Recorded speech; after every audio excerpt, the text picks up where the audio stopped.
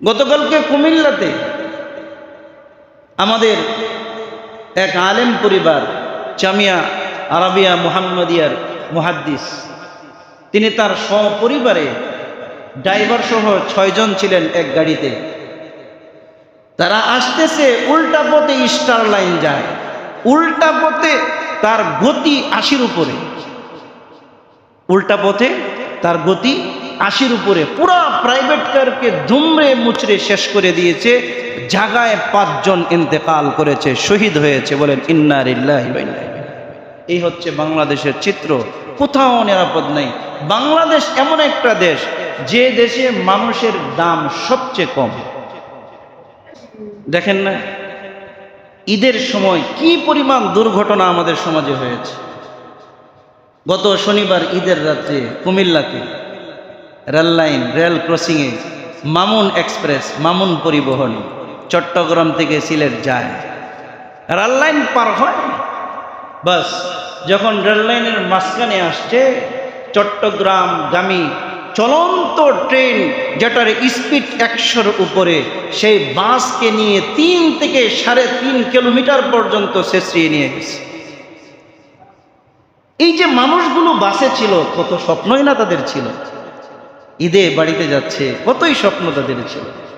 গত পরশুদিন আমাদের এই পাটুরিয়া ঘাটে, গোয়ালন্দ ঘাটে সৌহার্দ্য পরিবহন ডাইরেক্ট পানির নিচে 90 ফিট পানির নিচে চলে গেছে। এই যে মানুষগুলোর কত স্বপ্নই না তারা বুনন করেছিল। গতকালকেও দিনাজপুরে এক বাস উল্টে গেছে, চট্টগ্রামে এক বাস উল্টে 40 জনের মতো প্রায় হতাহতের ঘটনা ঘটেছে।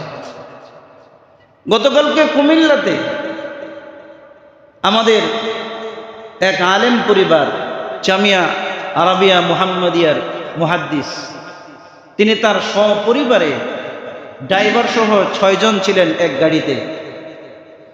তারা আসতেছে, উল্টা পথে স্টার লাইন যায়, উল্টা পথে তার গতি 80-র উপরে, উল্টা পথে তার গতি 80-র উপরে, পুরা প্রাইভেট কারকে দুমড়ে মুচড়ে শেষ করে দিয়েছে।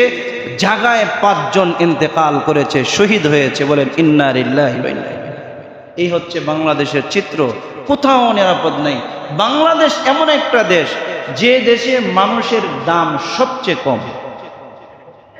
যে দেশে মানুষের দাম কি সবচেয়ে কম। গরুর দাম আছে, কুকুরের দাম আছে, বিড়ালের দাম আছে, মানুষের দাম নেই। সৌহার্দ্য পরিবহনে মারা গেছে, শুনলাম এক মন্ত্রী ঘোষণা দিয়েছে নিহত পরিবারকে 10 থেকে 15,000 করে টাকা দেওয়া হবে। একটা মানুষের জীবনের দাম কি 10 থেকে 15,000? যারা এই নিহতের পিছনে যাদের অসতর্কতার কারণে হয়েছে, প্রকাশ্যে এদেরকে ফাঁসির কাস্টে কেন ঝুলানো হয় না? কথা কোন ঠিক না বেটি?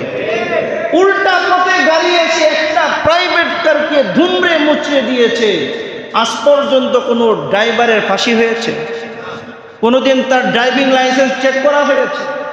এই ঈদ পারপাসে ড্রাইভারগুলো একের দিনের পর দিন অঘুমা, মানে কাঁচামাল। তারা যাত্রীদেরকে কাঁচামাল মনে করে, অর্থাৎ কাঁচামাল নিয়ে আসলো, এটাকে ফেলে আবার চলে গেল, আবার কাঁচামাল নিয়ে আসতেছে। কথা কোন ঠিক না বেঠি? সরকারের ঊর্ধ্বতন যারা আছেন, এইগুলোর প্রতি অত্যন্ত দৃষ্টি রাখা উচিত, দৃষ্টান্তমূলক শাস্তি হওয়া উচিত। ড্রাইভার যে ড্রাইভিং সিটে বসে তার লাইসেন্স থেকে শুরু করে তার ফিটনেস থেকে শুরু করে সব কিছু লক্ষ্য রাখা উচিত। ড্রাইভার বসে বসে গেম খেলে হেল্পারের হাতে বাদ দিয়ে দেয়, হেল্পারের হাতে বাস দিয়ে দেয়, আর হেল্পার এদিক সেদিক মেরে দেয়। কারণ কি? মারলেই কি কোনো সমস্যা তো নেই, তাদের তো কোনো শাস্তিই হচ্ছে না। যা হোক, যেটা বলছিলাম, জীবনের কোনো গ্যারেন্টি নেই। সবচেয়ে অনিশ্চিত হচ্ছে মানুষের জীবন। সবচেয়ে অনিশ্চিত কি ভাই? মানুষের জীবন। এই জন্য আপনার জীবনে কোনো গ্যারেন্টি নেই। যে কোনো সময় মৃত্যু চলে আসতে পারে, যে কোনো সময় আমি মরে যেতে পারি। আমি এতিম হয়ে আমি আমার সন্তানগুলোকে এতিম করতে পারি।